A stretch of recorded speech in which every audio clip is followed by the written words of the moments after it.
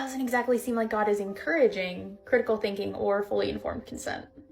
I know, I'm surprised to see me too. So there's a lot going on in this video, from the depiction of the Garden of Eden story to one's understanding of what critical thinking is, to concepts about knowledge, and so on and so forth. This video, in brief, is arguing that Christianity discourages critical thought because in the opening chapters of Genesis, humans are punished for eating from the tree of knowledge of good and evil. And since God is punishing us for pursuing knowledge, it seems like he is against critical thought. That's my brief summary. So to address the errors in this video, we need to first address one of the major claims, which is that, quote, if God provides negative consequences for the pursuit of any type of knowledge, that is discouraging critical thought and informed consent, end quote. This claim is insane and clearly not well thought out. Imagine that we have a neuroscientist named Mary who specializes in vision processing. She can tell you every single detail of what goes on when a person sees the color blue. She can tell you about the wavelength of light, how it hits the eye, how it's transmitted to the brain, so on and so forth. However, suppose that Mary is blind. She's never actually seen the color blue.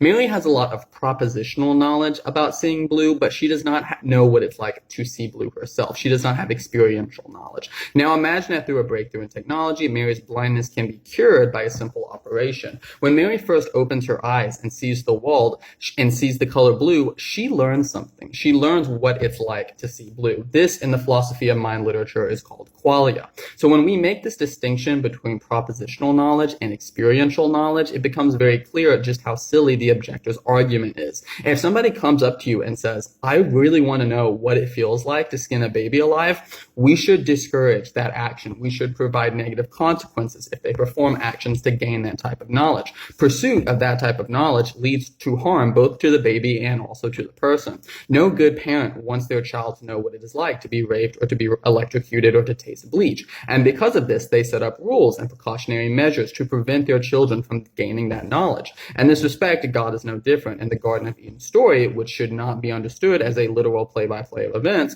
God tells Adam and Eve that something is off limits. It is out of bounds. And the reason for that is because if they do it, they will not just know propositionally that it is wrong. They already had that type of knowledge. They would come to have experiential knowledge of good and evil. They would know what it is like to experience evil and shame and guilt. And God, just like any good parent, did not want his children to know what it is like to experience evil in that way. This does not mean that God didn't want them to think critically. If anything, a lack of critical thought is what led to their disobedience. So with all that said, I'll see you guys in another 5 months or so.